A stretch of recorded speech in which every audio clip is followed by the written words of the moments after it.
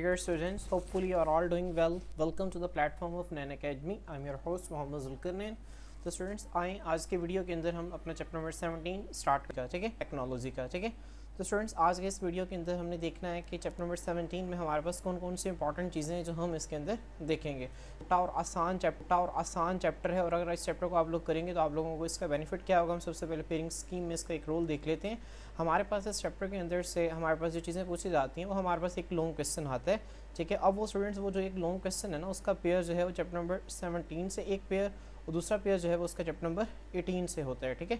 आपने इसको जहन में रखना है। अब इनमें से हमारे पास एक एमसीक्यू आपसे पूछा जाएगा, ठीक है, चैप्टर नंबर 17 के अंदर से। इसके अलावा आपसे 2 शॉर्ट क्वेश्चंस पूछे जाएंगे और इसके अलावा आपसे इसके अंदर से एक लॉन्ग क्वेश्चन का जो पोर्शन है वो भी आपसे इसमें से पूछा जाएगा, ठीक है। तो इस चैप्टर की इंपॉर्टेंस है। आए स्टूडेंट्स इस चैप्टर को देखते हैं, इसका ओवरव्यू करते हैं with in a short time.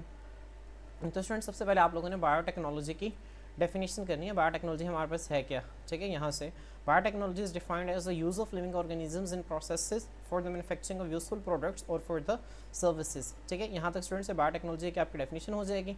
आपको पता होना चाहिए कि बायोटेक्नोलॉजी क्या है। जानदारों को इंसानों के फ़ायदे के लिए, इंसानों के जो मुख्तलिफ फ़ायदों हैं उनको बनाने प्रोडक्ट्स होती हैं उनको बनाने के लिए, ठीक है, लिविंग ऑर्गेनिजम्स का जो इस्तेमाल है इससे बायोटेक्नोलॉजी कहते हैं, ठीक है। आपको एमसीक्यू को पता होना चाहिए कि बायोटेक्नोलॉजी तकरीबन 4000 BC बिफोर क्रिश्चियनिज्म इसे कहते हैं, ठीक है। 4000 साल पुरानी है लेकिन लफ्ज़ नया है, लेकिन ये जो इस्तेमाल है इसका ये बहुत पुराना है और पहले इसको दही, पनीर और ठीक है सिरका बनाने के लिए इसको इस्तेमाल किया जाता था, ठीक है। स्टूडेंट्स यहाँ से हमारे पास जेनेटिक इंजीनियरिंग की डेफिनेशन है। The artificial synthesis, modification, removal, addition और रिपेयर ऑफ जेनेटिक मटेरियल जो है, ठीक है, इसे जेनेटिक इंजीनियरिंग कहा जाता है और इसे मॉडर्न बायोटेक्नोलॉजी कंसिडर किया जाता है। जेनेटिक इंजीनियरिंग शॉर्ट क्वेश्चन है, आगे हम इसकी डिटेल भी देखेंगे, ठीक है। तो स्टूडेंट्स इसके बाद में रखना है। स्टूडेंट्स इसके बाद ना यहाँ पे नीचे एमसीक्यूज आते हैं हमारे पास कुछ, ठीक है।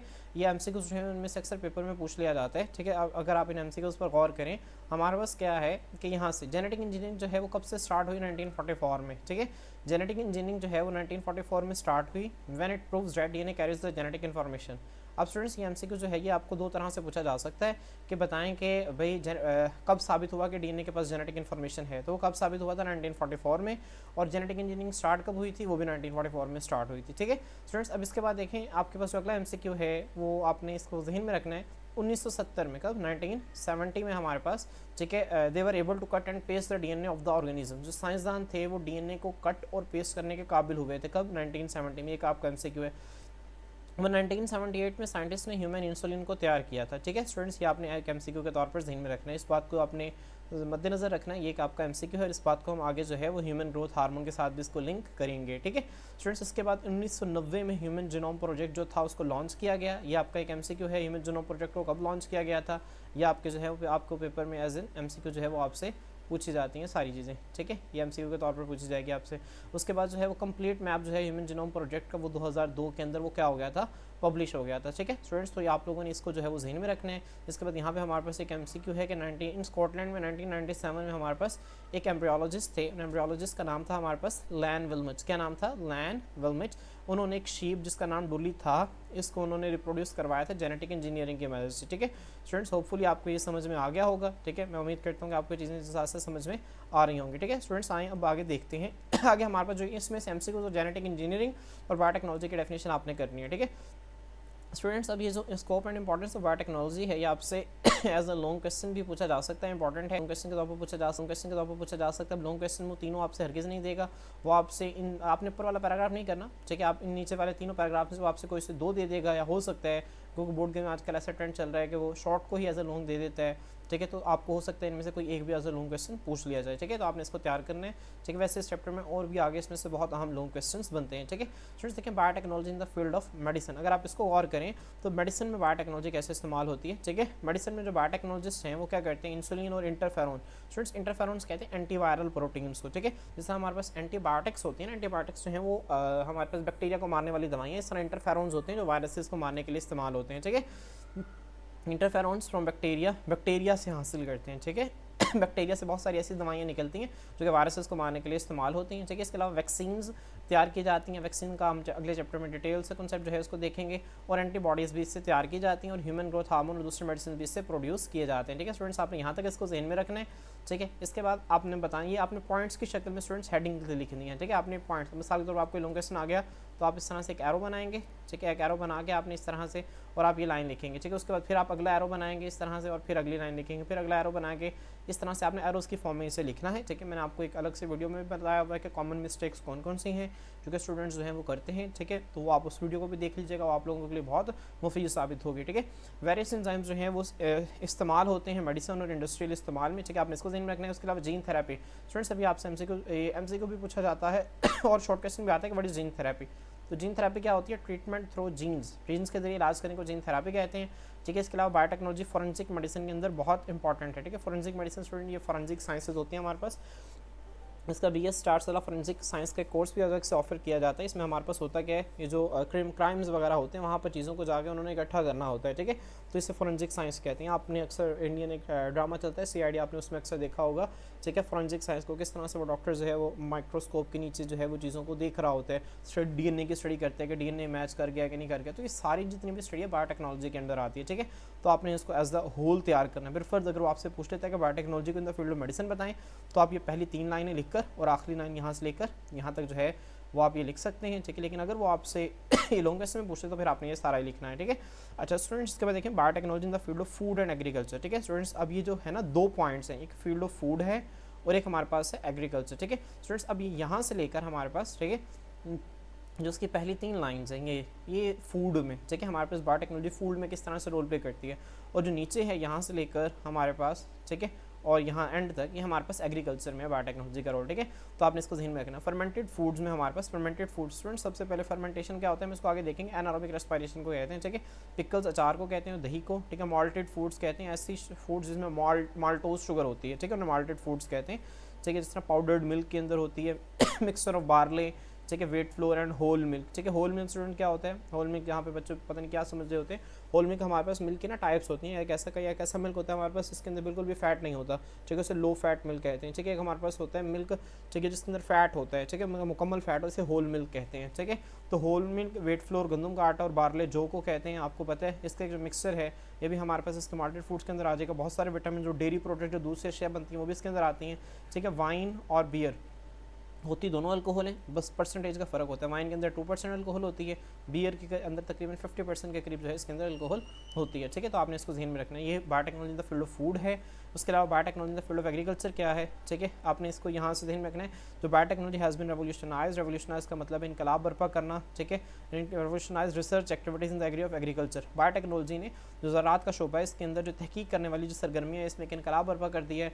जो ट्रांसजेनिक स्टूडेंट्स कहते हैं, ठीक है, ऐसे जानदार जिनमें मिक्सचर होता है DNA का, मतलब DNA उनका अपना नहीं होता, 2 जानदारों का मिक्स करके DNA डाल देना, इसे कहते हैं ट्रांसजेनिक, ठीक है। Transgenic organisms with modified genetic setup, ऐसे जानदार जिनका जेनेटिक सेटअप जो है वो मॉडिफाई होते हैं, ठीक है। प्लांट्स आर बीइंग डेवलप्ड, ऐसे प्लांट्स को तैयार करवाया जाता है जिनमें खास किस्म के डिज़ायरेबल करैक्टर्स जो है वो मौजूद होते हैं, समझ आ रही है, ठीक है।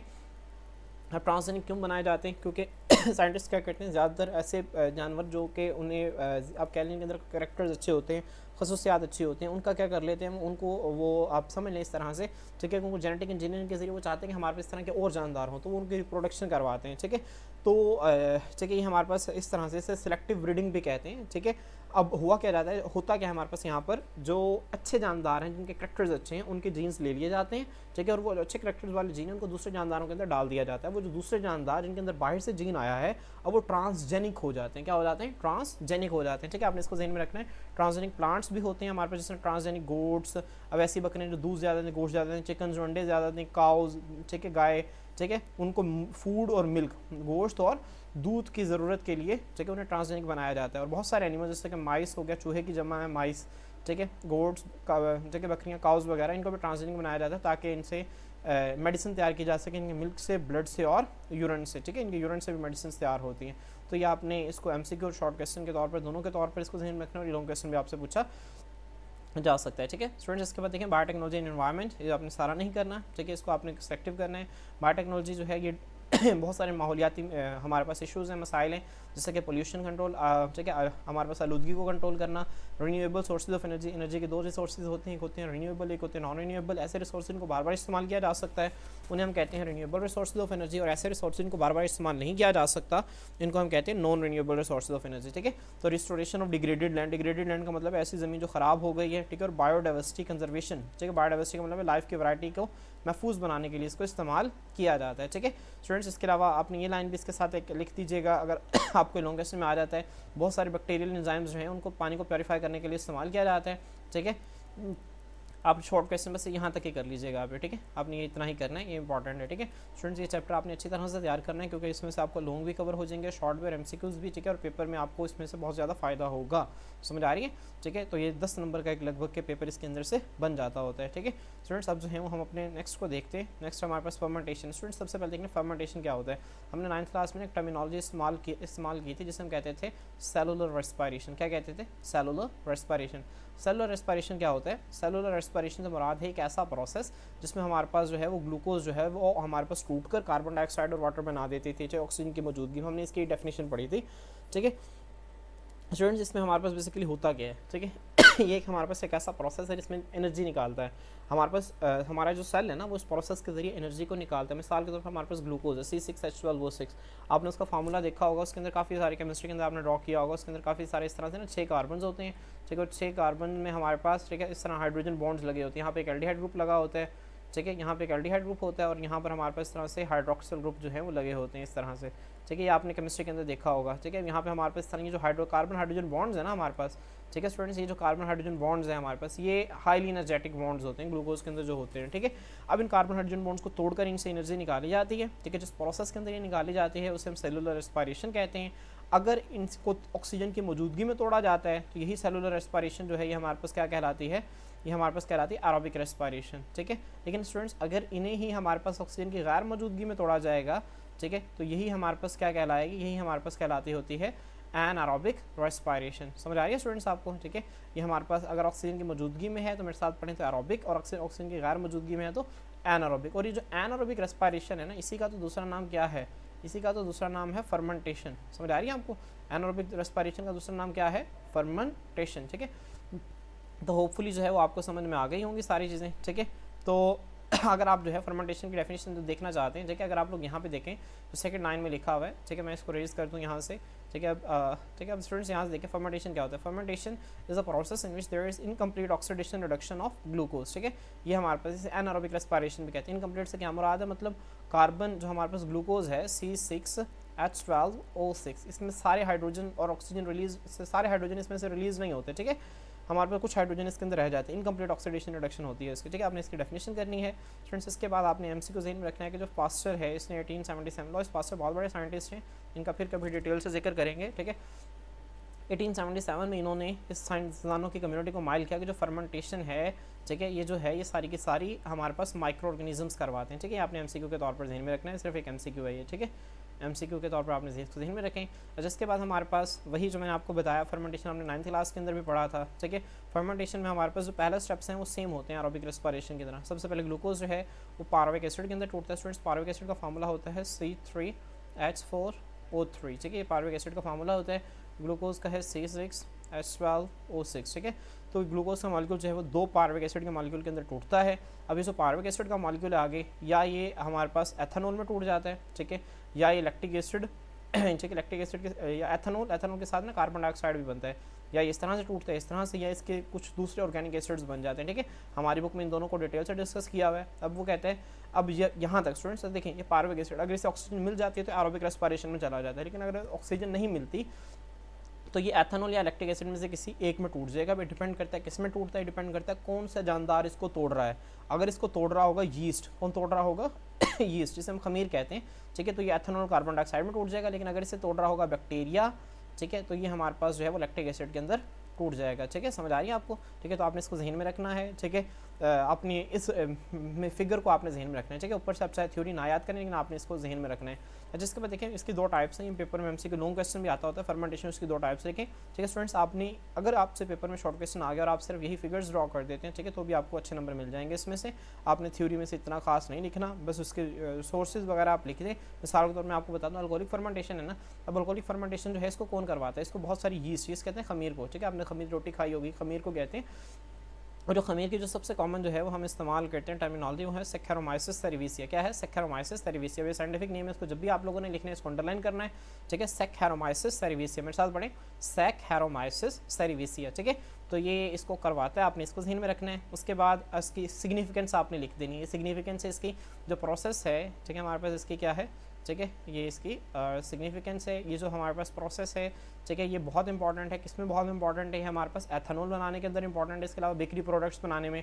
ठीक है, देखिए ब्रेड, रोटी, बियर कहते हैं, शराब, वाइन शराब को कहते हैं, डिस्टिल्ड स्पिरिट्स, ये भी हमारे पास लिक्विड्स होते हैं। ठीक है, इनको बनाने के लिए इंपॉर्टेंट है। ठीक है स्टूडेंट्स, ये आपने इसके सिग्निफिकेंस लिखनी है। ठीक है, इसके बाद आगे इसका प्रोसेस है वो सारा वो यहाँ पे बता देता है। पायरुविक एसिड जो है सबसे पहले कन्वर्ट होता है एसिटाल्डिहाइड के अंदर। किसके अंदर कन्वर्ट होता है? एसिटाल्डिहाइड और कार्बन डाइऑक्साइड के अंदर। एसिटाल्डिहाइड बाद में एथेनॉल में अंदर कन्वर्ट हो जाता है। फ्रेंड्स, पायरुविक एसिड का मैंने आपको फार्मूला बताया था, C3H4O3 होता है। C3H4O3 एसिटाल्डिहाइड का क्या फार्मूला होता है? आपने केमिस्ट्री के अंदर देखा होगा। ठीक है, एसिटाल्डिहाइड का हमारे पास फार्मूला होता है, इस तरह से हम लिखते हैं। ठीक है, CH3C डबल बॉन्ड ऑक्सीजन, ठीक है, और H। ठीक है, बेसिकली यहाँ पे हमारे पास जो पायरुविक एसिड है ना, ये 3 कार्बन वाला मॉलिक्यूल होता है। एक कार्बन कार्बन डाइऑक्साइड के तौर पे अलग हो जाता है, बाकी 2 कार्बन वाला मॉलिक्यूल आ जाता है, इसे एसिटाल्डिहाइड कहते हैं। और एसिटाल्डिहाइड जो है बाद में किस में कन्वर्ट हो जाता है? एथेनॉल के अंदर कन्वर्ट हो जाता है। समझ आ रही स्टूडेंट्स? एथेनॉल के अंदर क्या होता है, यहाँ पर हमारे पास इस तरह से हाइड्रोजन बॉन्ड जब टूटेगा तो एक जो है, जब ये बॉन्ड टूटेगा हमारे पास इस तरह से आ जाएगा, CH3 हो जाएगा। ठीक है, और CH3 के साथ हमारे पास ये जो कार्बन है यहाँ पर, अब देखिए ये बॉन्ड टूट गया। अब हमारे पास यहाँ पर एक इलेक्ट्रॉन कार्बन के पास है और ये इलेक्ट्रॉन जो है ऊपर ऑक्सीजन के पास है, तो एक हाइड्रोजन यहाँ पे आकर अटैच हो जाता है। ठीक है, और एक जो है वो हाइड्रोजन इसके साथ आकर अटैच हो जाता है, तो हमारे पास बन जाता है CH3CH2OH। क्या बन जाता है? CH3CH2OH, इसे एथेनॉल कहते हैं। ठीक है, इस तरह से। ठीक है, ये हमारे पास बनता है। आप चाहे इस फिगर को ड्रॉ कर दें। ठीक है, आपने बस फार्मूलाज याद नहीं करने, आपने सिर्फ आपने वैसे ध्यान में रखना है, मैंने आपको समझाने के लिए बता दिए। ठीक है, यहाँ से आप लॉन्ग में आएगा तो आपने लिखना भी है। इस प्रोसेस में कार्बन डाइऑक्साइड जो है पायरुविक एसिड से रिमूव होती है, वो जो प्रोडक्ट है ना एसिटाल्डिहाइड, वो रिड्यूस हो जाता है एथेनॉल के अंदर। स्टूडेंट्स देखें यहाँ पर ये एसिटाल्डिहाइड है, अब यहाँ पे इसके अंदर हाइड्रोजन ऐड हुई, एडिशन ऑफ हाइड्रोजन को हम क्या कहते हैं? रिडक्शन। तो एसिटाल्डिहाइड जो है रिड्यूस हो गया है, मतलब इसके अंदर हाइड्रोजन ऐड होकर वो क्या बन गया है? एथेनॉल बन गया है। ठीक है, और जो कार्बन आपने देखा होगा स्टूडेंट्स, ये आमतौर पर जब खमीर डालते हैं ना रोटी के अंदर, ठीक है, तो उस आटे को खमीर के साथ गूंद के उसको ढक देते हैं। ठीक है, अब होता क्या है, वहाँ पे अल्कोहलिक फर्मेंटेशन होती है, वो जो यीस्ट है वो उस आटे के अंदर जो ग्लूकोज है उसको तोड़ना शुरू कर देता है और उसको कार्बन डाइऑक्साइड में कन्वर्ट करता है। वो जो कार्बन डाइऑक्साइड गैस है वो ऊपर उठती है तो आटा भी ऊपर फूल के ऊपर आ जाता है। ठीक है, आपने देखा होगा, तो इसी वजह से होता है। ठीक है, ये आपसे एनालिटिकल शॉर्ट क्वेश्चन पूछ सकता है कि how fermentation causes the rise of bread. ठीक है, तो आपने जो है फर्मेंटेशन किस तरह से कॉज करती है, आपने यहाँ से लेकर यहाँ तक इसको लिख देना है, यहाँ से। ठीक है, यहाँ से आपने यहाँ तक इसको लिख देना है। ठीक है, नेक्स्ट हमारे पास lactic acid fermentation. Lactic acid fermentation नहीं, अल्कोहलिक फर्मेंटेशन यीस्ट करवाते हैं, लैक्टिक एसिड फर्मेंटेशन बैक्टीरिया करवाते हैं। पायरुविक एसिड जो है वो लैक्टिक एसिड के अंदर रिड्यूस हो जाता है। स्टूडेंट्स रिड्यूस देखें, रिड्यूस यहाँ पे क्यों कह रहा है? पायरुविक एसिड का फार्मूला मैंने आपको बताया C3H4O3, लैक्टिक एसिड का फार्मूला होता है, ठीक है, C3H4O3। लैक्टिक एसिड का ग्लूकोज का एग्जैक्ट हाफ करें, ग्लूकोज का बिल्कुल एग्जैक्ट हाफ कर लेना तो हमारे पास वो बन जाता है लैक्टिक एसिड। C3 हमारे पास है, H6 है हमारे पास, ठीक है, और O3 है। अब देखें यहाँ पे 4 हाइड्रोजन थे, यहाँ पे 6 हो गए, मतलब 2 हाइड्रोजन ऐड हुए हैं, तो एडिशन ऑफ हाइड्रोजन जो है रिडक्शन, तो हमारे पास जो है वो रिड्यूस हो जाता है लैक्टिक एसिड में। इसको बहुत सारे बैक्टीरिया, जिसमें आपने इनके नाम भी याद रखने हैं, इनके स्पीशीज़ के, एक हमारे पास स्ट्रेप्टोकोकस है और दूसरे हैं लैक्टोबैसिलस। क्या नाम है? स्ट्रेप्टोकोकस और लैक्टोबैसिलस स्पीशीज़ ये करवाते हैं। ठीक है, तो आपने इसका इंट्रोडक्शन ध्यान में रखना है। उसके बाद आपने इसकी सिग्निफिकेंस की हेडिंग दे के, ये इसकी सिग्निफिकेंस है, ये इसकी अहमियत है, आपने इसकी सिग्निफिकेंस क्या है हमारे पास। ठीक है, इसकी सिग्निफिकेंस हमारे पास ये है कि इंडस्ट्री प्रोडक्ट्स में मिल्क के सोर्स के तौर पर, ठीक है, और मुख्तलिफ़ किस्म की जो चीज़ बनाने के लिए इसको इस्तेमाल किया जाता है। ठीक है, तो स्टूडेंट्स होपफुली जो है वो आपको इसकी समझ आ गई होगी। ठीक है स्टूडेंट्स, अब जो आए हम अपने नेक्स्ट टॉपिक की तरफ चलते हैं। हमारे पास एक इंपॉर्टेंट लॉन्ग क्वेश्चन, आपने इसके साथ फिगर्स भी लाजमी बनानी है। ठीक है स्टूडेंट्स, अब हमारे पास जो है फर्मेंटेशन इन बायोटेक्नोलॉजी है। स्टूडेंट्स, फर्मेंटेशन की एक वो डेफिनेशन हमने पढ़ी, लेकिन बायोटेक्नोलॉजी के अंदर फर्मेंटेशन क्या है आपने इसको ध्यान में रखना है। बायोटेक्नोलॉजी में फर्मेंटेशन से मुराद है production of any product by the mass culture of microorganisms. ठीक है स्टूडेंट्स, इससे क्या मुराद है? इससे मुराद ये है, मैस कहते हैं हम बहुत ज़्यादा, कल्चर का मतलब होता है ग्रो करवाना। ठीक है, मतलब हम क्या करते हैं बायोलॉजी के अंदर जानदारों को बड़े पैमाने पर ग्रो करवाते हैं। जब बड़े पैमाने पर जानदार ग्रो करेंगे तो वो ज़्यादा चीज़ों को तोड़ेंगे और ज़्यादा हमारे पास प्रोडक्ट बनेंगे। मिसाल के तौर पर हमने अल्कोहल को बनाना है, तो हमारे पास यीस्ट बहुत ज़्यादा तादाद में चाहिए, ठीक है। तो फर्मेंटेशन का एक मतलब यह है कि हमारे पास एनारोबिक रेस्पिरेशन, और एक इसका मतलब ये है कि जानदारों को बहुत बड़ी तादाद में बनाकर उससे बहुत ज़्यादा प्रोडक्ट बनाना, ये भी फर्मेंटेशन है हमारे पास, ठीक है। तो हमारे पास ये फर्मेंटेशन बायोटेक्नोलॉजी की डेफिनेशन है इन टर्म्स ऑफ फर्मेंटेशन, आपने इसको जहन में रखना है, ठीक है। हमारे पास देखें स्टूडेंट्स एप्लीकेशंस क्या हैं फर्मेंटेशन की, ठीक है। आपने इसको ठीक है, आपने ये सिंपल ऊपर वाला नहीं याद रखना, ठीक है, इसको आप रहने दें। आप बस जब आपसे एप्लीकेशन ऑफ फर्मेंटेशन है ना जो स्टूडेंट्स, ये आपसे ना लॉन्ग क्वेश्चन में पूछी जाती हैं, ठीक है। एक नहीं पूरा लॉन्ग क्वेश्चन नहीं आता, क्योंकि एप्लीकेशन फर्मेंटेशन की आपको एक फर्मेंटेड दो शक्ल में दी गई है, एक हमारे पास फर्मेंटेड फूड्स हैं और एक इंडस्ट्रियल प्रोडक्ट्स हैं, आपसे अलग अलग लॉन्ग क्वेश्चन पूछा जाता है, ठीक है। तो फर्मेंटेड फूड्स जब आपसे लॉन्ग क्वेश्चन आएगा तो आपने यहाँ से इसको याद करना स्टार्ट करना है, ठीक है। आपके पास जो है वो लॉन्ग क्वेश्चन आता होता है। फर्मेंटेशन जो है वो अक्सर क्या करती है, खुराक को ज़्यादा न्यूट्रिशियस बना देती है, ठीक है। न्यूट्रिशन मतलब ज़्यादा ग़िज़ाइयत से भरपूर, ज़्यादा डाइजेस्टिबल मतलब ज़्यादा काबिल हज़म, ठीक है, वो ज़्यादा अच्छी तरह से हमारी बॉडी में हज़म हो सकती है और टेस्टी और मज़ेदार बना देती है। जिस तरह हमने देखा होगा सादा रोटी हमें अच्छी नहीं लगती, खमीर रोटी कितनी अच्छी लगती है, ठीक है, वो टेस्टियर बना देती है। खमीर जो है वो यीस्ट है, फर्मेंटेशन हुई है ना, ठीक है। इसी तरह हमारे पास अगर आप देखें जैसे ठीक है दही को देख लें हम, ठीक है, दही के अंदर फर्मेंटेशन होती है, लैक्टिक एसिड बनता है। दूध हमें जिनको अच्छा नहीं लगता दही अच्छी लगती है, दही ज़्यादा न्यूट्रिशियस होती है और ज़्यादा अच्छी होती है और ज़्यादा डाइजेशन के लिए भी अच्छी होती है, ठीक है। इट आल्सो टेंड्स, अब जो फर्मेंटेशन है खुराक को महफूज भी रखती है, ठीक है, और रेफ्रिजरेशन की ज़रूरत को भी कम कर देती है, ठीक है स्टूडेंट्स। ये इंपॉर्टेंट सी बातें हैं इसके अंदर। अब इसके अंदर 4 इकसाम है फर्मेंटेड फूड्स के, एक हमारे पास है सीरियल प्रोडक्ट्स, एक है डेयरी प्रोडक्ट्स, एक हमारे पास है फ्रूट एंड वेजिटेबल प्रोडक्ट्स, ठीक है, और स्टूडेंट्स एक हमारे पास है बेवरेज प्रोडक्ट्स, ठीक है। तो स्टूडेंट्स होपफुली आपके समझ में आ गया होगा। सीरियल प्रोडक्ट्स को हम देखते हैं, देखिए ब्रेड जो है वो सबसे कॉमन टाइप है फर्मेंटेड सीरियल प्रोडक्ट है। सीरियल का मतलब होता है गंदम वगैरह से जो चीज़ें बनती हैं सीरियल कहते हैं, ठीक है। ब्रेड कहते हैं रोटी को, रोटी सबसे कॉमन टाइप आपको पता है। वेट डफ, डफ कहते हैं आटे को, ठीक है। वेट डफ गंदम का जो आटा है उसको फर्मेंट किया जाता है सेक्रोमाइसिस सेरेविसिया से, along with some lactic acid bacteria, इसके साथ कुछ लैक्टिक एसिड बैक्टीरिया डाले जाते हैं और फिर इससे सीरियल प्रोडक्ट्स बनती हैं, ठीक है। फ्रेंड्स ये आसान सी बात है, ठीक है, इसको आप देख लीजिएगा। इसमें बेकरी की सारी आइटम्स आ जाती हैं इसके अंदर। डेयरी प्रोडक्ट्स जो दूध से बनने वाली चीज़ें, देखिए चीज़ एंड योगर्ट, चीज़ कहते हैं पनीर को, योगर्ट कहते हैं दही को। ये इंपॉर्टेंट फर्मेंटेशन जो है वो प्रोडक्ट्स हैं, ठीक है। चीज़ जो है वो कैसे बनती है, पनीर देखें जब दूध ख़राब हो जाता है। दूध ख़राब कब होता है, जब दूध के अंदर बैक्टीरिया ग्रो कर जाते हैं, ठीक है। दूध जब हम कहते हैं दूध फट गया है, दूध फटने से मुराद है कि दूध ख़राब हो गया। ख़राब क्यों हुआ, क्योंकि दूध के अंदर बैक्टीरिया ग्रो किए हैं। अब बैक्टीरिया जब ग्रो करते हैं तो बैक्टीरिया क्या करते हैं, लैक्टिक एसिड बनाते हैं। लैक्टिक एसिड जब बनाते हैं वो लैक्टिक एसिड प्रोटीन्स के साथ मिलता है ना हमारे पास, ठीक है। तो दूध की जो प्रोटीन है वो कोएगुलेट हो जाते हैं। कोएगुलेशन का मतलब होता है जब जैसे हमारे जिस्म का जो खून निकलता है ना वो फ़ौरन से किस तरह से जम जाता होता है, ठीक है, इस तरह से कहते हैं कोएगुलेशन, ठीक है। तो ये हमारे पास कोएगुलेशन होती है। वो कहते हैं this happens when the acid produce by lactic acid bacteria reacts with milk protein, ठीक है। कब होता है, जब जो लैक्टिक एसिड का बैक्टीरिया है वो हमारे पास रिएक्ट करता है मिल्क प्रोटीन के साथ, ठीक है। तो हमारे पास तब ये जो है वो डेयरी जो प्रोडक्ट्स हैं तब हमारे पास बनते हैं अच्छी तरह से, ठीक है। तो स्टूडेंट्स होपफुली आपके पास समझ में आ गई होगी। अब हमारे पास जो योगर्ट है ना दही, ठीक है, इसको दूध से बनाया जाता है, but different lactic acid bacteria की मदद से इसको बनाया जाता है, ठीक है। स्टूडेंट्स होपफुली आपके पास समझ में आ गई है। अब स्टूडेंट नेक्स्ट देखें fruit and vegetable products. Fruit and vegetable products में अगर आप देखें फर्मेंटेशन को, कि फर्मेंटेशन का हमारे पास इसका इस्तेमाल क्या है, तो फर्मेंटेशन जो है ना फ्रूट्स में और वेजिटेबल प्रोडक्ट्स में उसको देखें आपने देखा होगा कि जो गोश्त है उसको अगर हम सॉल्ट वगैरह लगा के रख दें तो वो प्रिजर्व हो जाता है, वो महफूज हो जाता है, ठीक है। तो फर्मेंटेशन को इस्तेमाल किया जाता है हमारे पास, ठीक है, सॉल्ट अलोंग सॉल्ट के साथ और एसिड के साथ टू प्रिजर्व, महफूज बनाने के लिए, पिकल अचार को, ठीक है, फ्रूट्स और वेजिटेबल्स को, ठीक है। स्टूडेंट्स ये आप लोगों ने शायद देखा होगा पहले इसको किया जाता था, रेफ्रिजरेटर वगैरह नहीं होते थे, ठीक है। तो गोश्त को ऊपर ना सॉल्ट लगा दिया जाता था। ये आपने केमिस्ट्री के अंदर पढ़ा होगा, सॉल्ट के अंदर हमारे पास सोडियम क्लोराइड है, इसके अंदर होता है क्लोरीन। क्लोरीन जो है वो आपको पता है कि ठीक है वो जरासीम के अगेंस्ट वैसे बहुत इफेक्टिव है, वो जर्म्स को किल कर देता है, ठीक है। तो आपने इसको जहन में रखना है, ठीक है स्टूडेंट्स। अब हमारे पास जो नेक्स्ट पॉइंट है जो इसके अंदर हमारे पास पूछा जाता है वो हमारे पास बेवरेजेस प्रोडक्ट्स हैं, ठीक है स्टूडेंट्स। बेवरेज प्रोडक्ट्स हमारे पास क्या होते हैं, इन्हें कहते हैं मशरूबात की शरत। अब बेवरेज प्रोडक्ट्स में क्या क्या है हमारे पास, देखिए यहाँ पर स्टूडेंट्स बियर जो है, बियर कहते हैं हमारे पास, ठीक है, मैंने आपको पहले ही बताया था हमारे पास एक अल्कोहल की एक शक्ल है, इसके अंदर अल्कोहल की परसेंटेज कम होती है। जो बियर है ना हमारे पास, beer is produce from cereal grain, जो गंदम के दाने होते हैं इनसे प्रोड्यूस होती है, विच हैव बीन माल्टेड, ठीक है। माल्टेड का मतलब है उन्हें तोड़ा जाना। माल्टोज मैंने आपको शुगर बताया था। अब जो माल्टोज है ना वो 2 शुगर के मॉलिक्यूल्स के मिलने से बनती है। ग्लूकोज हमारे पास ज़्यादा है, ठीक है। जो पॉलीसेकेराइड है वो ज़्यादा हमारे पास, उसके अंदर ज़्यादा ग्लूकोज के मॉलिक्यूल्स होते हैं, जो आमतौर पर रोटी के अंदर होती है, ठीक है। रोटी के अंदर आमतौर पर ना हमारे पास स्टार्च होती है, स्टार्च के अंदर ज़्यादा ग्लूकोज के मॉलिक्यूल्स होते हैं। उसको पहले माल्ट किया जाता है, मतलब उसको माल्टोज के अंदर तोड़ा जाता है, फिर उसको ड्राई किया जाता है, खुश्क किया जाता है, और फिर उसको बारीक पाउडर की शक्ल के अंदर तोड़ दिया जाता है, ठीक है। स्टूडेंट्स ये हमारे पास बेवरेज प्रोडक्ट्स हैं, ठीक है। अभी जो फर्मेंटेशन है करता कौन है, ये हमारे पास करवाते हैं इसको यीस्ट के जरिए, यीस्ट जो है इसकी फर्मेंटेशन करवाते हैं, ठीक है। आपने इसको ज़हन में रखना है, जो प्रोसेस है ग्लूकोज को तोड़ता है, ठीक है। अब पाउडर की शक्ल में तोड़ा जाता है तो जो है इंजाइम ज़्यादा अच्छे तरीके से उस पर रिएक्ट कर सकते हैं, ये ज़्यादा अच्छे तरीके से रिएक्ट कर सकते हैं, उसको पायरुविक एसिड में कन्वर्ट किया जाता है और फिर उसको एथेनॉल में कन्वर्ट कर दिया जाता है, ठीक है। जो ग्रेप्स हैं उसको डायरेक्टली फर्मेंट किया जाता है यीस्ट के जरिए, वाइन में फर्मेंटेशन हो जाती है उसकी, ठीक है।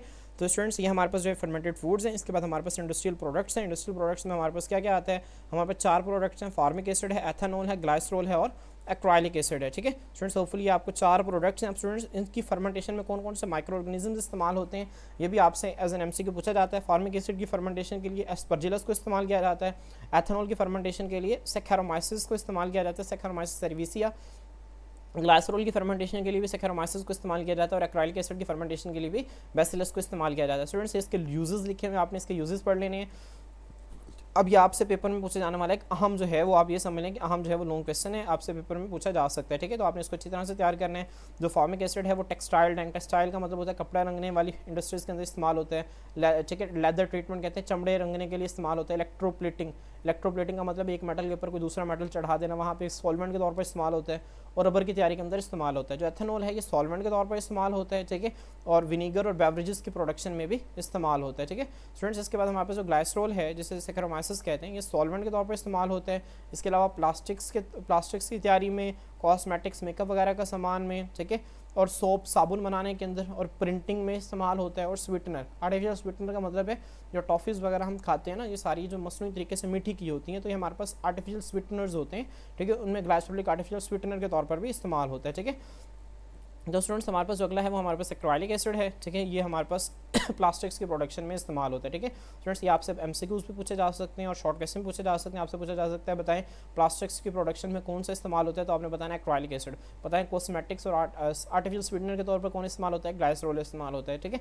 लेदर ट्रीटमेंट में कौन इस्तेमाल होता है, ठीक है। तो आपने इस तरह से इसको जहन में रखने आपसे एमसीक्यूज़ पूछे जा सकते हैं। स्टूडेंट्स इसके बाद हमारे पास फर्मेंटर की डेफिनेशन है। फर्मेंटर क्या होता है हमारे पास, फर्मेंटर जो है वो एक हमारे पास एक ऐसी डिवाइस है जो कि ऑप्टिमम एनवायरनमेंट प्रोवाइड करती है माइक्रो ऑर्गेनिज्म को, ठीक है। ऑप्टिमम से मतलब मुनासिब एनवायरनमेंट प्रोवाइड करते हैं, क्यों, to grow into a biomass, ताकि वो बहुत बड़ी तादाद में ग्रो कर सकें और ग्रो करके क्या कर सकें, वो सबस्ट्रेट के साथ इंटरेक्ट कर सकें। सबस्ट्रेट हमारे पास क्या है, ग्लूकोज है यहाँ पर, ठीक है, और सबस्ट्रेट के साथ इंटरेक्ट करके वो हमारे पास क्या बना दें, प्रोडक्ट बना सकें, ठीक है। स्टूडेंट्स ये हमारे पास जो है फर्मेंटेशन की क्या है, ये हमारे पास फर्मेंटेशन की डेफिनेशन, आपने इसको अच्छी तरह से याद करना है। अभी जो फर्मेंटेशन है हमारे पास ये 2 तरह से होती है, एक को हम कहते हैं बैच फर्मेंटेशन, ठीक है, और स्टूडेंट्स एक को हम कहते हैं कंटिन्यूस फर्मेंटेशन। बैच फर्मेंटेशन और दूसरी हमारे पास क्या है, कंटिन्यूस फर्मेंटेशन है, ठीक है।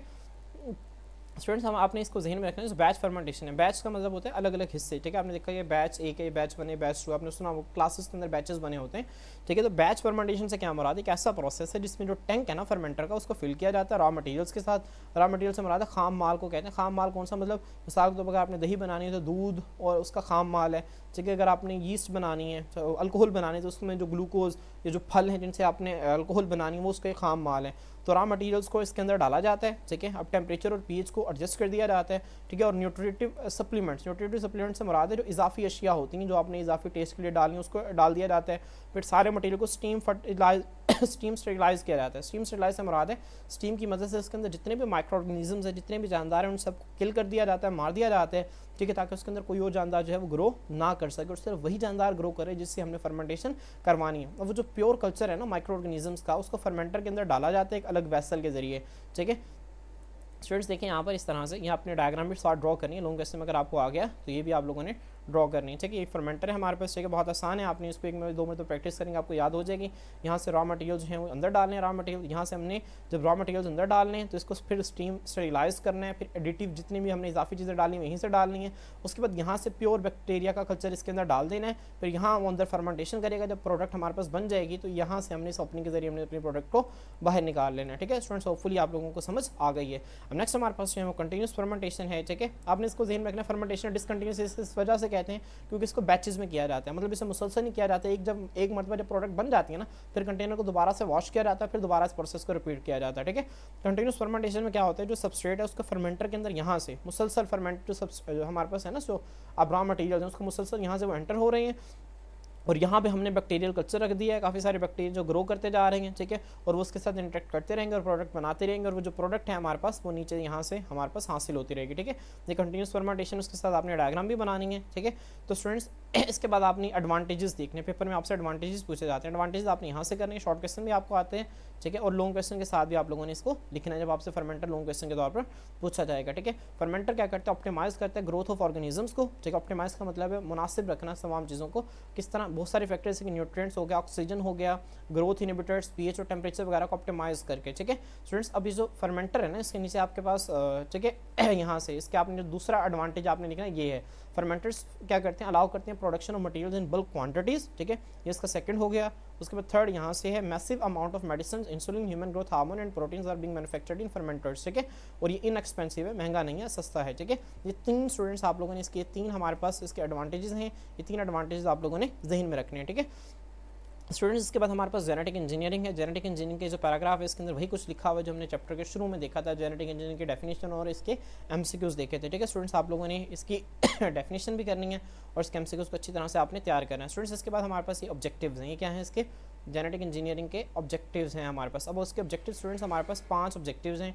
अभी ये आप समझने के हालांकि बज़ाहिर तो हमें बहुत छोटा लग रहा है, लेकिन ये आपके paper of point of view से बहुत इंपॉर्टेंट है, ठीक है, very very important long question है ये, ठीक है। ऑब्जेक्टिव्स लिखें जेनेटिक इंजीनियरिंग के, आपसे 5 नंबर का पूछा जाता है। तो पहला objective isolation of particular gene, हमने खास जीन को अलग करना है, जीन के किसी हिस्से को अलग करते हैं खास मकासद के लिए, जैसे कि हमारे पास जीन थेरेपी होगा, जीन के जरिए इलाज करना।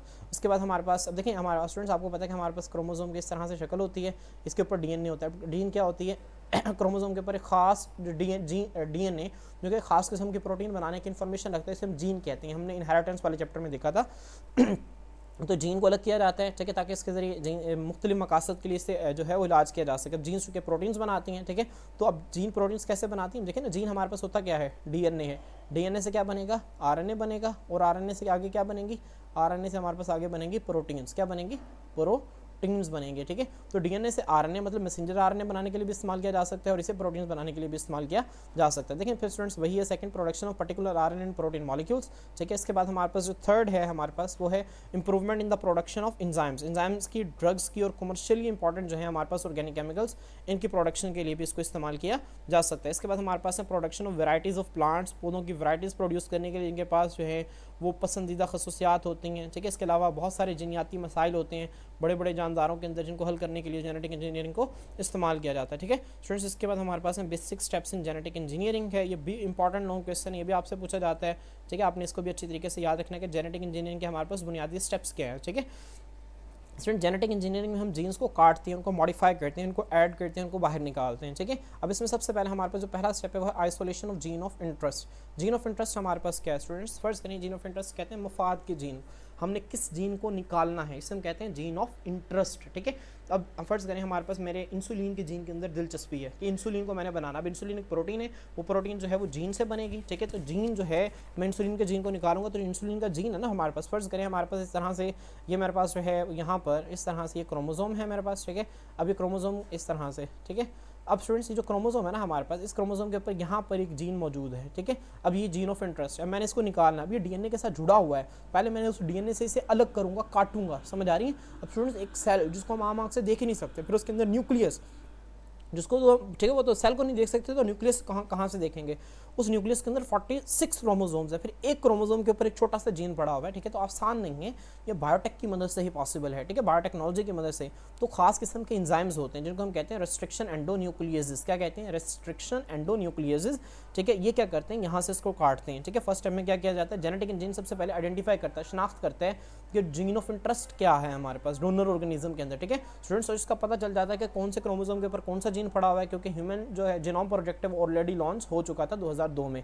खास किस्म के एंजाइम जिन्हें रेस्ट्रिक्शन एंडोन्यूक्लियेसिस कहते हैं वो आइडेंटिफाइड जीन को काटने के लिए इस्तेमाल होते हैं, ठीक है। स्टूडेंट्स अभी आपने शॉर्ट क्वेश्चन पूछा जाता है आपसे कि व्हाट आर रेस्ट्रिक्शन एंडोन्यूक्लियेसिस, तो आपने बताना है कि रेस्ट्रिक्शन एंडोन्यूक्लियेसिस क्या होते हैं, खास किस्म के एंजाइम्स हैं जिनको डीएनए को काटने के लिए इस्तेमाल किया जाता है। स्टूडेंट्स इसके बाद हमारे पास है insertion of gene into a vector. First करें मैंने इस जीन को अलग कर लिया, मेरे पास ये जीन था, ठीक है। अब मैंने इसको अलग कर लिया, अब ये जो जीन है मैंने इसको होस्ट के अंदर डालना है। फर्ज करें मैंने इससे प्रोटीन्स बनानी है, प्रोटीन्स मैं बनाऊंगा बैक्टीरिया के जरिए, किसके जरिए, बैक्टीरिया के जरिए। अब बैक्टीरिया के अंदर मैं इसे डालूंगा कैसे, ठीक है, ये बड़ा मसला है, ठीक है। तो इसके लिए हम इस्तेमाल करते हैं, जिन चीज़ का इस्तेमाल करते हैं उसे हम कहते हैं वेक्टर। क्या कहते हैं, वेक्टर, ठीक है। तो वेक्टर जो है उसको मुंतखब किया जाता है transfer of isolated gene of interest, जो हमने अलग किया, आइसोलेशन का मतलब होता है अलग करना, ठीक है। जो हमने जीन ऑफ इंटरेस्ट जो है उसको अलग किया है, इसको ट्रांसफर करने के लिए होस्ट सेल के अंदर, ठीक है। अब वो जो वेक्टर है वो क्या हो सकता है, वो प्लाज्मिड भी हो सकता है, वो हमारे पास हो सकता है बैक्टीरियोफेज भी हो सकता है, ठीक है स्टूडेंट्स। अब हमारे पास प्लाज्मिड और बैक्टीरियोफेज क्या होते हैं, ठीक है, इसको हम एक मिनट अगर आप देखें, ठीक है स्टूडेंट्स, हमारे पास इस तरह से एक वायरस, अगर आप बैक्टीरिया देखें ना, बैक्टीरिया का इस तरह से एक स्ट्रक्चर होता है, इसके दरमियान में इस तरह से न्यूक्लियोइड इसका पड़ा होता है। इसके अलावा हमारे बैक्टीरिया के अंदर ना इस तरह, अगर मैं इसको बाहर निकालूं तो ये इसे कहते हैं स्मॉल सर्कुलर डीएनए मॉलिक्यूल्स होते हैं। क्या होते हैं, स्मॉल सर्कुलर डीएनए मॉलिक्यूल्स होते हैं, ठीक है, जो बैक्टीरिया के अंदर मौजूद होते हैं, ठीक है। यहाँ पर हमारे पास जो है इसे कहते हैं प्लाज्मिड। क्या कहते हैं इसे, प्लाज्मिड। अब क्या किया जाता है, इस प्लाज्मिड का एक छोटा सा हिस्सा काटा जाता है, ठीक है। फर्ज करिए मैंने हिस्सा इसका काट लिया, ठीक है स्टूडेंट्स। अब इसको काटा किस मदद से जाता है, वही एंजाइम्स होंगे, अगेन रेस्ट्रिक्शन एंडो न्यूक्लियस। कौन सी, रेस्ट्रिक्शन एंडो न्यूक्लियस। अब स्टूडेंट्स जब यहाँ से काट दिया तो यहाँ पे मैंने अपना जीन ऑफ इंटरेस्ट जो है उसको इस तरह से ऐड कर दिया, ठीक है। अब मैंने उसको काटूंगा किससे, ठीक है, वही रेस्ट्रिक्शन एंडो न्यूक्लियस की मदद से मैंने काटूंगा, और फिर मैंने इसके साथ जोड़ना भी है डीएनए। तो जोड़ने के लिए हमारे पास एंजाइम्स होते हैं जिन्हें हम कहते हैं लाइगेज। क्या कहते हैं, लाइगेज, यानी ज्वाइनिंग एंजाइम्स भी कहते हैं। ये हमारे पास डीएनए को जोड़ने के लिए इस्तेमाल होते हैं, ठीक है स्टूडेंट्स। एक हमारे पास है बैक्टीरियोफेज। क्या है बैक्टीरियोफेज, बैक्टीरियोफेज हमारे पास ना इस तरह का एक जानदार होता है, ठीक है। हमारे पास ये बेसिकली एक ऐसा वायरस है, बैक्टीरियोफेज क्या है, एक वायरस है जो कि हमारे ये इस तरह की इसकी शेप होती है, ठीक है। ये हमारे पास ना इसके अंदर इसका इस तरह से ना इसके अंदर डीएनए इस तरह से पड़ा होता है। तो ये हमारे पास एक वायरस है जो कि बैक्टीरिया पर अटैक करता है और बैक्टीरिया को मार देता है, ठीक है। तो ये अपने डीएनए को बैक्टीरिया के अंदर भेजकर बैक्टीरिया को मारता है। तो हम क्या करते हैं, इसके डीएनए को, ठीक है, रेस्ट्रिक्शन एंडो न्यूक्लियस की मदद से काटते हैं, और बैक्टीरिया का जो जीन ऑफ इंटरेस्ट है उसको इसके साथ लाइगेजेस की मदद से जोड़ देते हैं, ठीक है। और फिर जब बैक्टीरिया को इसे अटैक करने के लिए हम कहते हैं, जब बैक्टीरिया को अटैक करते हैं तो अपना डीएनए जो है ये बैक्टीरिया के अंदर डाल देता है। समझ आ रही है। तो स्टूडेंट्स हमारा मकसद था कि हमने इस डीएनए को बैक्टीरिया के अंदर पहुंचाना है। अब जिस चीज़ के जरिए पहुंचाना वो वेक्टर है, वेक्टर प्लाज्मिड भी हो सकता है। प्लाज्मिड किसे कहते हैं, स्मॉल सर्कुलर डीएनए मॉलिक्यूल को, ठीक है। यहाँ पे उसने लिखा हुआ है एक्स्ट्रा क्रोमोसोमल डीएनए, ठीक है, मतलब क्रोमोसोम, ये जो सेंटर में बना हुआ है ना ये क्रोमोसोम है। क्रोमोसोम के अलावा जो डीएनए बैक्टीरिया के अंदर पड़ा होता है इसे हम प्लाज्मिड कहते हैं, ठीक है। तो प्लाज्मिड के जरिए या फिर किसी बैक्टीरियोफेज के जरिए हम अपने जीन ऑफ इंटरेस्ट को वेक्टर के अंदर डाल सकते हैं, ठीक है स्टूडेंट्स। उसके बाद अब ये जो वेक्टर हमारे पास बनता है, फर्स्ट करें जैसे ये बन गया है हमारा, अब ये बैक्टीरिया का डीएनए था, ये जीन ऑफ इंटरेस्ट, अब दोनों मिल गए हैं। अब ये हमारे पास जो चीज़ है ना इसे कहते हैं रिकॉम्बिनेंट डीएनए। क्या कहते हैं, रिकॉम्बिनेंट डीएनए। वेक्टर डीएनए और जो अटैच जीन ऑफ इंटरेस्ट है इनको मजमूई तौर पर हम रिकॉम्बिनेंट डीएनए का नाम देते हैं, ठीक है स्टूडेंट्स। होपफुली आपको ये भी समझ आ गया होगा। थर्ड स्टेप है हमारे पास transfer of recombinant DNA to host organism. Host का मतलब है वो जानदार जिसने हमने हमारा पर्टिकुलर प्रोडक्ट बनाना है। होस्ट ऑर्गेनिज्म ज़्यादातर केस में हमारे पास बैक्टीरिया होते हैं, ठीक है। हमारे पास एक बैक्टीरिया है। अब इस बैक्टीरिया के अंदर हमने क्या किया, हमारा जो रिकॉम्बिनेंट डीएनए था, ये जो रिकॉम्बिनेंट डीएनए बना हमारे पास, हमने ये जो रिकॉम्बिनेंट डीएनए था हमने इसको यहाँ पे ला के डालना है इस तरह से, ठीक है। फर्स्ट करें हमारे पास ये जीन ऑफ इंटरेस्ट था हमारा, ठीक है, और हमारे पास जो बैक्टीरिया का असल डीएनए था हमारे पास, ठीक है, वो हमारे पास ये वाला था, ठीक है, वो यहाँ पर इस तरह से, ठीक है। अब ये बैक्टीरिया का असल डीएनए जीन ऑफ इंटरेस्ट था, दोनों को हमने बैक्टीरिया के अंदर डाल दिया। अब बैक्टीरिया क्या करेगा, अब देखें यहाँ पर recombinant DNA transfer to the target host के अंदर चला गया है। अब इस तरीके से क्या होगा, हमारे पास जो होस्ट ऑर्गेनिज्म है, ठीक है, वो ट्रांसफर हो जाएगा जेनेटिकली मॉडिफाइड ऑर्गेनिज्म। अब देखिए जो बैक्टीरिया है इसका जो जेनेटिक मेकअप है, जो इसका डीएनए है वो मॉडिफाई हो चुका है, तब्दील हो चुका है। तो इसको हम नाम देंगे GMO। किसका नाम देंगे, GMO का। GMO का मतलब होता है जेनेटिकली मॉडिफाइड ऑर्गेनिज्म, जीन्स के लिहाज से तब्दील शुदा जानदार है। समझ आ रही स्टूडेंट्स। फिर हम क्या करेंगे, फिर हम इसे ग्रोथ की इजाज़त देंगे, फिर हम इसे कहेंगे कि ग्रो करो। जब बैक्टीरिया ग्रो करेगा वो अपने डीएनए को डिवाइड करेगा, जब डीएनए डिवाइड करेगा उससे आरएनए बनेगा, आरएनए से आगे प्रोटीन्स बनेंगे, वो जो प्रोटीन्स बनेंगी वही तो हमें चाहिए। तो यहाँ पे हमारे पास जो है वो हमारे पास प्रोटीन्स बन गई हैं, ठीक है। मैं इसको एक मिनट दोबारा रिपीट कर देता हूँ। सबसे पहले हमने जीन ऑफ इंटरेस्ट को अलग करने, जीन ऑफ इंटरेस्ट को अलग करने के बाद स्टूडेंट्स हमने यहाँ पर क्या करना है, हमने जीन ऑफ इंटरेस्ट को अलग करने के बाद उसे वेक्टर में ट्रांसफर करना है। वेक्टर में ट्रांसफर करने के बाद हमने उससे क्या करना है, जो हमारे पास वेक्टर में जब बन जाएगा उस मॉडिफाइड जीन हो जाएगा, मॉडिफाइड डीएनए हो जाएगा उसका, तो उसे हम रिकॉम्बिनेंट डीएनए कहते हैं। फिर उस रिकॉम्बिनेंट डीएनए को हमने होस्ट ऑर्गेनिज्म मतलब बैक्टीरिया के अंदर हमने उसे डाल देना है, ठीक है। बैक्टीरिया को डालने के बाद हमने उसको ग्रोथ करवाने के बाद, ठीक है, जब वो प्रोटीन्स तैयार करने लग जाएगा, वो जो प्रोटीन्स हैं वही तो हमें चाहिए, ठीक है, जैसे कि हमने पहले डिस्कस किया। तो स्टूडेंट्स यहाँ पे देखें, ठीक है, ग्रोथ ऑफ GMO हमारे पास है, ग्रोथ ऑफ GMO करवाई हमने, ठीक है। उसके बाद एक्सप्रेशन ऑफ जीन है। स्टूडेंट एक्सप्रेशन ऑफ जीन से क्या मुराद होता है, इसको अगर हम देखें तो एक्सप्रेशन ऑफ जीन से मुराद होता है कि हमारे पास जीन का अपने आप को एक्सप्रेस करना। देखिए जीन अपने आप को एक्सप्रेस कब करती है, जीन जो है ये हकीकी तौर पर हमारे पास क्या है, ये असल में हमारे पास होता है DNA। अब डीएनए ने अपने आप को जाहिर करना है, मतलब डीएन जीन से जब क्या बनेंगी, प्रोटीन्स बनेंगे, इसे हम कहते हैं एक्सप्रेशन ऑफ जीन, ठीक है। तो जब उसने हमारे पास जो है वो प्रोटीन्स बना लेता है वो, ठीक है, तो उसके बाद वो इस तरह से अपने आप को एक्सप्रेस कर देते हैं, ठीक है। मतलब जिस जो जीन हमें, पर्टिकुलर जीन हमें चाहिए था वो अब हमें मिल गया है, ठीक है। जो जीन का प्रोडक्ट हमें चाहिए था वो अब हमें मिल गया है, ठीक है। तो स्टूडेंट्स हमारे पास ये जो टॉपिक है, ठीक है, जो कि हमारे पास इस नाम से आता है basic steps in genetic engineering क्या है, ठीक है। तो ये 5 बेसिक स्टेप्स हैं, ये आपसे शॉर्ट क्वेश्चन में 5 स्टेप्स के सिर्फ नाम पूछे जा सकते हैं और लॉन्ग क्वेश्चन में आपसे सबकी डिटेल भी पूछी जा सकती है, आपने इसको अच्छी तरीके से अटेम्प्ट करना है, ठीक है। स्टूडेंट नेक्स्ट हमारे पास है अचीवमेंट्स इन जेनेटिक इंजीनियरिंग, ठीक है। स्टूडेंट्स अचीवमेंट्स को देखने से पहले ना हम इसके बेसिक स्टेप के पिक देख लेते हैं, ठीक है। अक्सर पेपर के अंदर ना स्टूडेंट कई बोर्ड्स के अंदर अब ये लॉन्ग क्वेश्चन के तौर पर उसने पूछी हुई है, ठीक है, चूँकि बोर्ड में एनालिटिकल एप्लीकेशन बेस कुछ भी आ सकता है आपको, ठीक है। तो आप इसको एक मतलब देख लीजिएगा, ज़्यादा कोई मुश्किल नहीं है, आसान से डायग्राम है, ठीक है। मैं आपको बता भी देता हूँ।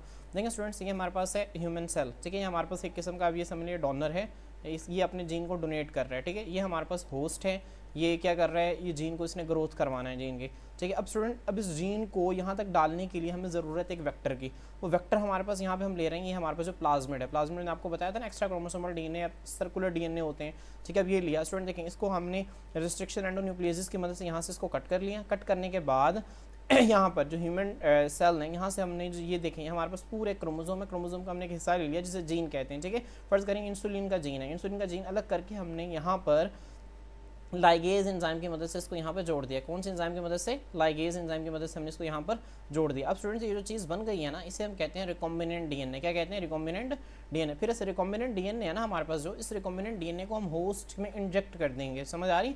चाहिए अब जब ये होस्ट के अंदर देखिए ना, हमारे पास नॉर्मल पहले इस तरह के जानदार थे, जब इसको ये इसके अंदर आ जाएगा ये वाला, तो अब हमारे पास ये क्या बन जाएगा, ये बन जाएगा जेनेटिकली मॉडिफाइड ऑर्गेनिज्म। फिर ये जेनेटिकली मॉडिफाइड ऑर्गेनिज्म में डिवाइड करेगा तो हमारे पास ये अपने जैसे कई तरह के जानदार बना देगा, ठीक है स्टूडेंट्स। तो आपने बैक्टीरिया 2 2 3 3 अब यहाँ पे ड्रॉ किए गए, आप 2 भी ड्रॉ कर लें बहुत है। उसके बाद फिर यहाँ पे बताएं 1 से 2 बन रहे हैं, 2 से 3 बन रहे हैं, ठीक है। आप सिंपल इस तरह से जो है वो एक सर्कल बॉक्स ड्रॉ करके, ठीक है, उसके अंदर इस तरह से 2 से 3 जो है, ठीक है, वो प्लाज्मा ड्रॉ कर सकते हैं। और इसके कलर को आप लोगों ने ना लाजमी तौर पर डिफ्रेंशिएट कर लेना है, ठीक है। कलर को आप लोगों ने क्यों डिफ्रेंशिएट कर लेना है स्टूडेंट्स, क्योंकि कलर जो है वो इस वजह से डिफ्रेंशिएट करना है ताकि आप जो है वो जेनेटिकली मॉडिफाइड ऑर्गेनिज्म को जो है वो आप आसानी से एक्सप्लेन कर सकें। हम देखें कलर चेंज हो जाएगा जब, ठीक है, एक मतलब ये मिसाल के तौर पर हमारे पास एक इसका कलर अलग होगा और दूसरे का कलर जो है वो अलग होना चाहिए, ठीक है, जिससे आप जीएमओ को अच्छी तरह से एक्सप्लेन कर सकते हैं, ठीक है स्टूडेंट्स। अब देखें हम दोबारा आते हैं वापस अचीवमेंट्स की तरफ। हमारे पास जेनेटिक इंजीनियरिंग में कौन कौन से अचीवमेंट्स हैं जो हमने की हैं। हमारे पास सबसे पहले अचीवमेंट जो है ह्यूमन इंसुलिन जीन है, ठीक है। आपने पहली लाइन इसकी करनी है, ह्यूमन इंसुलिन जीन को ट्रांसफर किया गया था बैक्टीरिया में, ठीक है।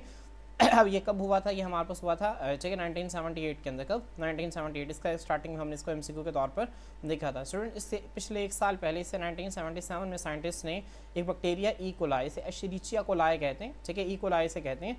अभी बैक्टीरिया से साइंटिस्ट ने क्या किया था? ह्यूमन ग्रोथ हार्मोन तैयार किया था, ठीक है, आपने इसको जहन में रखना है। उसके बाद स्टूडेंट्स हमारे पास जो अगला हमारे पास जो अचीवमेंट है वो हमारे पास है थाइमोसिन। हमारे पास एक हार्मोन है जिसका नाम है थाइमोसिन, ठीक है। ये इफेक्टिव है, मौसर है, किसके अगेंस्ट मौसर है? ये ब्रेन और लंग कैंसर के अगेंस्ट मौसर है, ठीक है स्टूडेंट्स। आपने एमसीक्यू को एमसीक्यू के तौर पर जहन में रखना है। वो आपसे पूछेगा वो कौन सी चीज़ है जो कि ब्रेन और लंग कैंसर के अगेंस्ट इफेक्टिव है, वो हमारे पास क्या है? थाइमोसिन। क्या है? थाइमोसिन। आपने इस चीज़ को अच्छे तरीके से जहन में रखना है। नेक्स्ट स्टूडेंट हमारे पास जो चीज़ है वो बीटा एंडोर्फिन। वो क्या है? Beta endorphin. Students beta endorphin है हमारे पास, ये असल में क्या है? हमारे पास असल में एक पेन किलर है जो कि हमारा ब्रेन प्रोड्यूस करते हैं, ठीक है। तो पेन किलर के तौर पर हमारे बॉडी के अंदर इस्तेमाल होती है, ठीक है। इसको आर्टिफिशियली पेन किलर के तौर पर भी दिया जाता है बीटा एंडोर्फिन को, ठीक है। अब ये भी जेनेटिकली मॉडिफाइड ऑर्गेनिजम्स की मदद से तैयार की जाती है। तो आपने चीज़ें जहन में रखनी है। जो थाइमोसिन है हमारे पास ब्रेन और लंग कैंसर के अगेंस्ट इफेक्टिव है, जो बीटा एंडोर्फिन है ये पेन किलर है। इस तरह जेनेटिकली इंजीनियर्स जो है वो सेफ वैक्सीन तैयार की है उन्होंने, प्रोड्यूस अगेंस्ट सेफ वैक्सीन। किसके अगेंस्ट?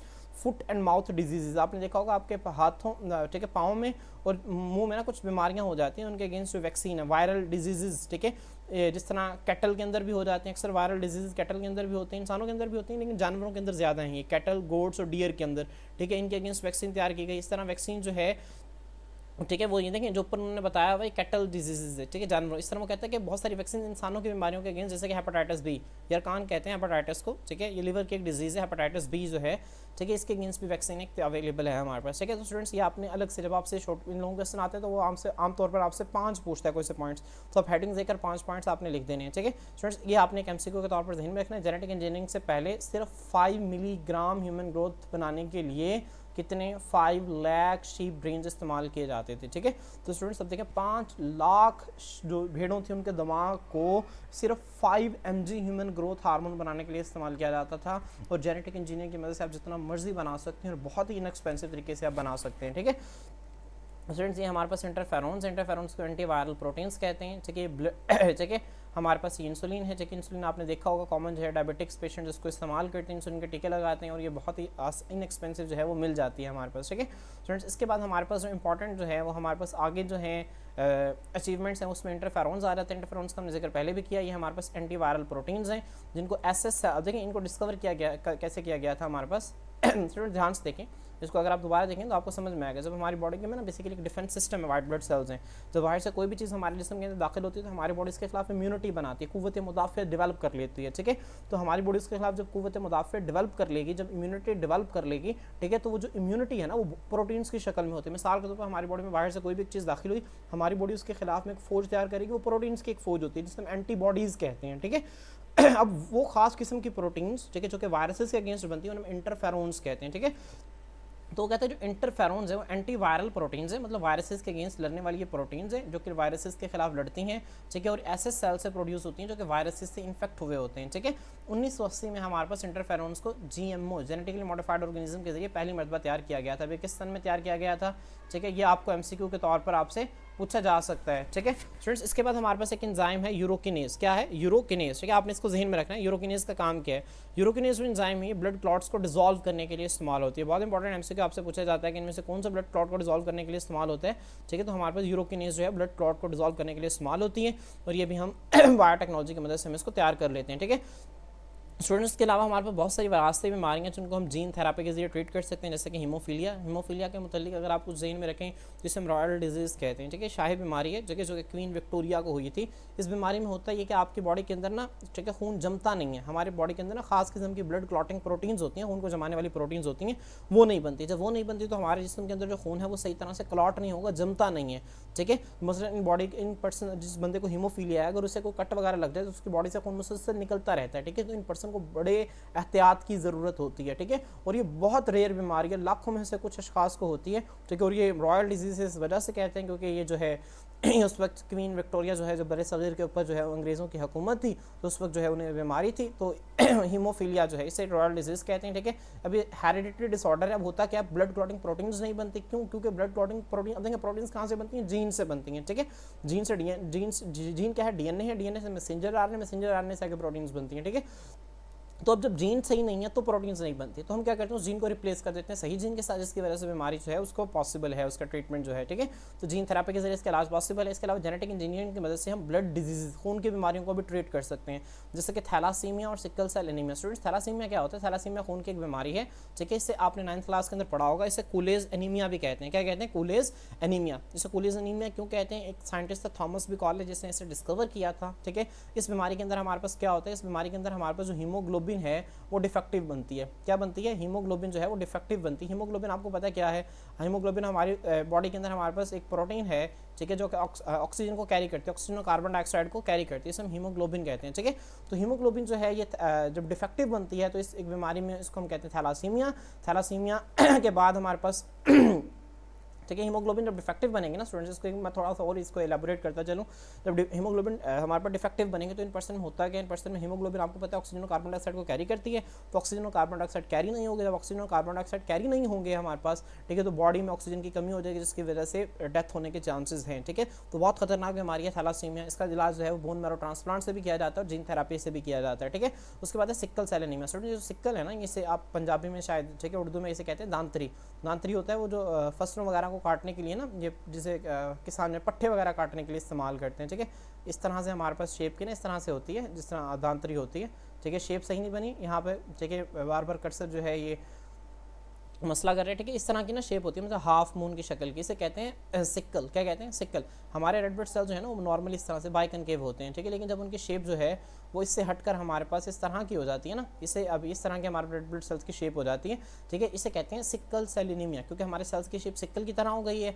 और एनीमिया कहते हैं रेड एनीमिया, एनीमिया का लफ्ज़ी मतलब होता है खून की कमी, ठीक है। इसे खून की कमी आमतौर पर कहा जाता है, लेकिन रेड ब्लड सेल्स, इसके साइंटिफिक जो डेफिनेशन है वो रेड ब्लड सेल्स की कमी को एनीमिया कहते हैं, ठीक है। क्योंकि एक तो रेड ब्लड सेल्स कम बनते हैं, जो कम बनते हैं वो बनते भी सिकल शेप के होते हैं, तो इस बीमारी को सिकल सेल एनीमिया कहते हैं, ठीक है। ये भी डिफेक्टिव जीन्स की वजह से होती है, ठीक है। तो इसको भी जीन थेरेपी के जरिए इसका इलाज पॉसिबल है हमारे पास, ठीक है स्टूडेंट्स, ठीक है। ये बोन मैरो के जरिए भी ट्रीट की जा सकती हैं, ठीक है। जेनेटिक इंजीनियरिंग ने क्या किया है, नाइट्रोजन फिक्सेशन करने के लिए बैक्टीरिया जो है, ठीक है, have developed plants it can fix nitrogen directly from the atmosphere, ठीक है। लेकिन स्टूडेंट्स हमने इससे पहले पढ़ा था नाइट्रोजन फिक्सेशन जो है बैक्टीरिया करते हैं, ठीक है, बैक्टीरिया नाइट्रोजन फिक्सेशन करते हैं, लेकिन जेनेटिक इंजीनियरिंग की मदद से हमने ऐसे प्लांट्स बना लिए जो कि अपनी नाइट्रोजन फिक्सेशन खुद ही करते हैं। हमने देखा है कि पौधों को नाइट्रोजन कितनी ज़रूरी है, और उनकी जो नाइट्रोजन की जो फेवरेट शक्ल है जिसमें वो नाइट्रोजन को लेती है वो हमारे पास नाइट्रेट्स हैं, ठीक है। तो पौधे क्या करते हैं, खुद ही अपनी नाइट्रोजन को नाइट्रेट्स में कन्वर्ट करके नाइट्रोजन की कमी को खुद ब खुद ही पूरा कर लेते हैं, ठीक है। तो ऐसे प्लांट्स को जो है फर्टिलाइजर्स की जरूरत जो है वो कम पड़ती है, ठीक है स्टूडेंट्स। ये 10 हमारे पास अचीवमेंट्स हैं, आपने इसको 10 को अच्छी तरह से याद करना है, ठीक है। आपसे पेपर में, ठीक है, एमसीक्यूज के तौर पर और डिफरेंट शॉर्ट क्वेश्चन में आपसे पूछी जा सकती हैं, ठीक है स्टूडेंट्स। स्टूडेंट्स अब हमारे पास जो नेक्स्ट है वो सिंगल सेल प्रोटीन है लास्ट पर, ठीक है। सिंगल सेल प्रोटीन इसे एससीपी कहा जाता है। अब स्टूडेंट्स ये आपसे लॉन्ग क्वेश्चन में पूछा जा सकता है, लॉन्ग क्वेश्चन में कम आता है लेकिन ये लॉन्ग क्वेश्चन में पूछा जा सकता है, ठीक है स्टूडेंट्स। आपने लॉन्ग क्वेश्चन में इसको कैसे लिखना है हम इसको देख लेते हैं। आपने सिंपल सिंगल सेल प्रोटीन की डेफिनेशन लिखनी है, सिंगल सेल प्रोटीन की, ठीक है। सिंगल सेल प्रोटीन की डेफिनेशन यहाँ से लेकर यहाँ तक है, ठीक है। अब आपने बताना है सिंगल सेल प्रोटीन है क्या स्टूडेंट। सिंगल सेल एक सेल प्रोटीन, ठीक है। अब इसका मतलब क्या है, सिंगल सेल प्रोटीन से मुराद है कि एक सेल ने प्रोटीन बनानी है। वो कैसे बनानी है, वो बनानी है जेनेटिक इंजीनियरिंग की मदद से, जैसे कि हमने पहले देख लिया है। मतलब एक सेल है, बैक्टीरिया का एक सेल है, और बैक्टीरिया के एक सेल के अंदर जब बाहर से जीन ऑफ इंटरेस्ट डाल देंगे, वो क्या करेगा, जीन ऑफ इंटरेस्ट डाल देंगे उसके अंदर वेक्टर के जरिए, तो वो डिवाइड करेगा। जब वो डिवाइड करेगा तो उससे जो डीएनए है वो भी डिवाइड करेगा, डीएनए से मैसेंजर आरएनए बनेगा, मैसेंजर आरएनए से आगे प्रोटीन्स बनेगी।